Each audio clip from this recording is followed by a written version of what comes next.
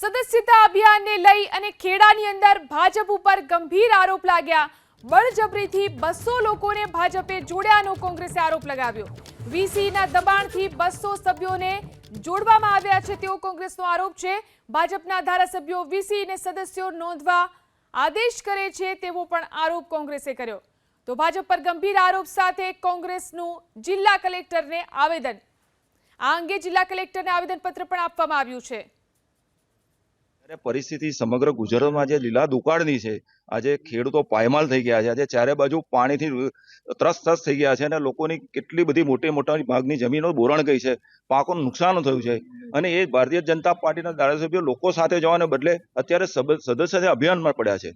આનાથી મોટી કમનસીબ કહી શકે। આજે માનવતાની જે વાત વિરુદ્ધ જઈને આ લોકો કામ કરી રહ્યા છે, જ્યારે કોંગ્રેસ પક્ષ તો સતત લોકો સાથે જઈ રહ્યો છે। ત્યારે આ એક વાત અમારે જે કોંગ્રેસ પક્ષના ધ્યાનમાં આવી એટલે અમે આજે કલેક્ટરશ્રીને રજૂઆત કરી છે, આ બાબતે ઘટતું કરશો અને યોગ્ય કાર્ય કરવામાં અમારી વિનંતી છે। અને આજે જુઓ તમે, આ લીલા દુકાળની અંદર ખેડૂતને પાકનું થયેલું નુકસાનનું સર્વે બાકી હોય, તમે જુઓ એના ઢોર માલનું નુકસાન થયું એનું સર્વે બાકી હોય, ગામડામાં પડી ગયેલા માટીના મકાનોનું સર્વે બાકી હોય, અને એ સમયે એવા ટાઈમે આ વીસી સભ્ય નોંધણી કરે। અમને કોઈ ભાજપ હોય કે ગમે તે પાર્ટીની સભ્ય નોંધણી સામે જરાય વિરોધ નથી, પણ આ સરકારી કર્મચારીનો થતો બિલકુલ દુરુપયોગ, એની સામે અમારો સખત વિરોધ।